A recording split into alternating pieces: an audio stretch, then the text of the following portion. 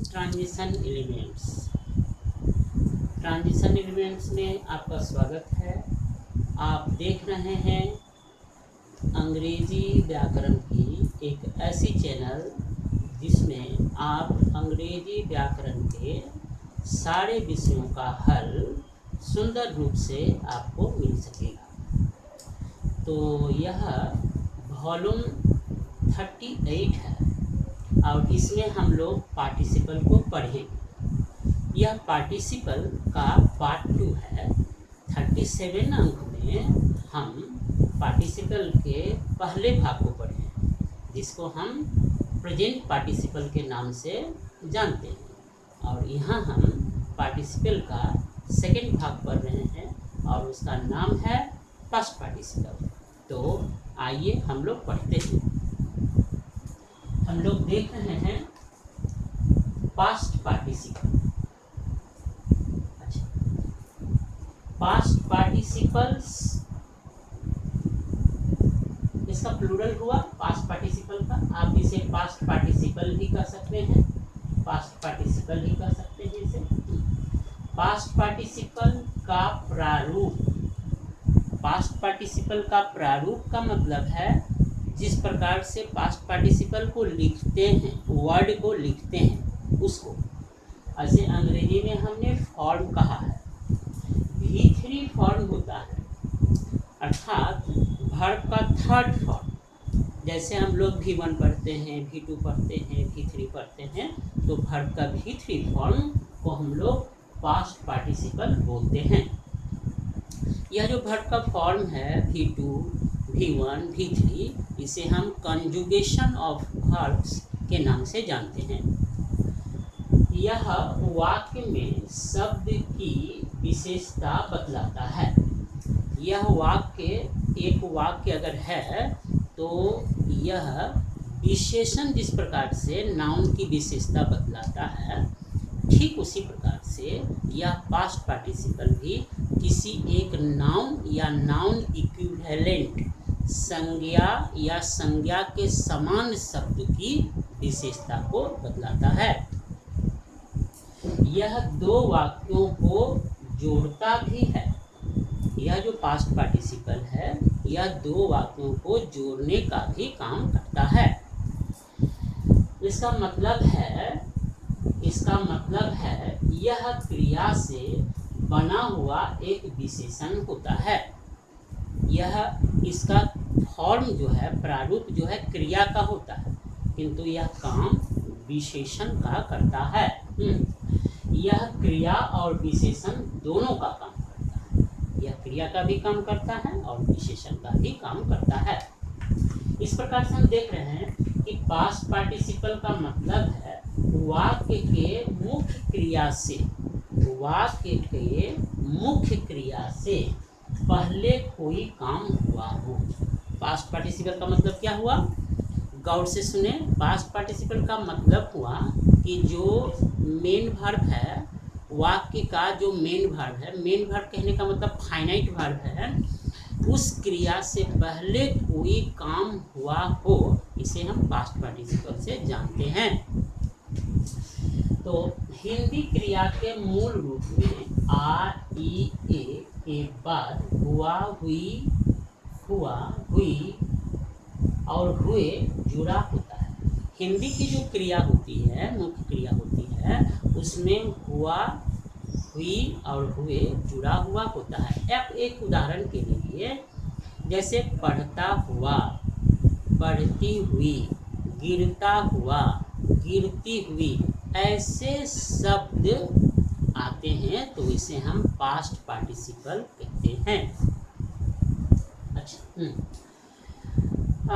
ठीक है। तो ऐसे अभी मैं कहा कि गिरता हुआ, गिरती हुई, यह जो उदाहरण है यह प्रेजेंट पार्टिसिपल के फॉर्म को बदलाता है।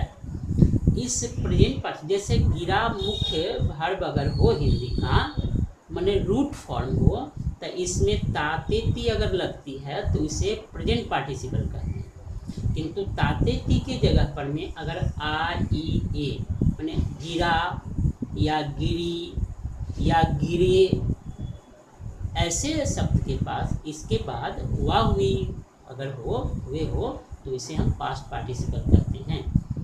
अगर आपको समझने में कोई समस्या रही है तो आप बेशक और बेझिझक, है ना, बेशक और बेझिझक प्रश्न कीजिए और कमेंट कीजिए, मुझे आपके कमेंट का इंतजार है। तो आइए हम चलते हैं, उदाहरण के लिए देखते हैं। वह एक मुड़ा हुआ लकड़ी है, वह एक मुड़ा हुआ लकड़ी है। अच्छा, आप देखिए, वह यहाँ पर में जो सर्वनाम है यह क्या बतलाता है? वह आदमी के लिए भी इस्तेमाल होता है, किंतु वह जब लकड़ी के लिए आया है तो वह को आप ही या सी से नहीं लिख करके दैट से लिखना है। तो लिखते हैं, यह जो वाक्य है, अगर आप हमारे टेंस के जो पार्ट है उसको अगर पढ़ा है या देखा है तो उसे आप समझेंगे कि इसे हम प्रेजेंट का सिंपल कहेंगे, है ना, प्रेजेंट का सिंपल कहेंगे, क्योंकि मुख्य क्रिया जो है इसमें मुख्य क्रिया है ही नहीं, माने यह हेल्पिंग वर्ब से काम कर रहा है ये वाक्य। तो इसलिए आया that is a folded would, ठीक है। दूसरा है, जंगल में एक गिरा हुआ पेड़ था। अच्छा, तो जंगल में एक गिरा हुआ पेड़ था,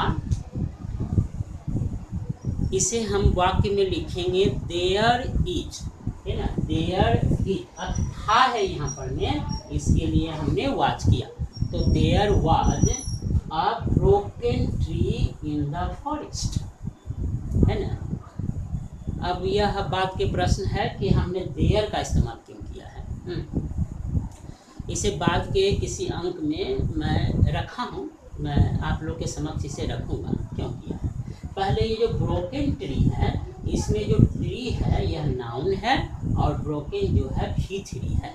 इस प्रकार से यह जो वाज जो मुख्य क्रिया के रूप में यहाँ है, हेल्पिंग वर्ब के रूप में, इसके पहले यह जो पेड़ है टूट चुका है, इसे बताया गया है। तो मैं क्या कहा हूँ, मैं कहा हूँ कि मुख्य क्रिया के पहले का काम जो हुआ है, मुख्य क्रिया के पहले का जो काम हुआ है, इसे हम क्या कहेंगे, पास्ट के पार्टिसिपल को कहेंगे।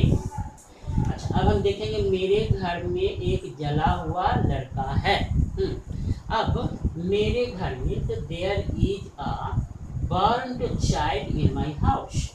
ये जो चाइल्ड है यह नाउन है, यह बर्न्ड V3 है, किंतु यह चाइल्ड वर्ड का क्या कर रहा है, विस्तार कर रहा है, यह विशेषता बता रहा है, इसीलिए वर्ब होते हुए भी यह एडजेक्टिव का काम कर रहा है। इसके बाद हम आगे बढ़कर आपको दिखाते हैं कि यह दो वाक्यों को जोड़ने का भी काम करता है। यह जो पास्ट पार्टिसिपल था, यह दो वाक्य को जोड़ने का भी काम करता है। अगर दो वाक्य है, सिंपल सेंटेंस है आपके पास में, तो सिंपल सेंटेंस को आप अगर जोड़ते हैं तो किस प्रकार से जोड़ते हैं। जैसे एक वाक्य लीजिए, it is a pen, it is broken, है ना। तो यहाँ आप देखते हैं कि it is a broken pen, हमने कहा it is a broken pen. ये जो ब्रोकन वर्ड है, यह वर्ड किसका क्वालिफाई कर रहा है, पेन को, इसलिए हमने लिखा it is a broken pen. दूसरा वाक्य है, there is a room, it is abandon, है ना। तो there is a room, it is abandon. इस प्रकार से हम देखा, इसे हम लिख सकते हैं there is an abandoned room. अब आगे बढ़िए, he was tired of reading, he went to sleep। कहने का मतलब है कि he जो है आपको पहले वाक्य में है और he जो है आपका दूसरे वाक्य में भी है। तो यह जो he है सेम करता है, सब्जेक्ट सेम है और यह दो कामों को कर रहा है ना। इस प्रकार से एक समझ आती है, एक अंडरस्टैंडिंग पैदा कीजिए कि पास्ट पार्टिसिपल के जो सेंटेंसेस हैं उसमें सब्जेक्ट एक ही है किंतु क्रियाएं दो हैं।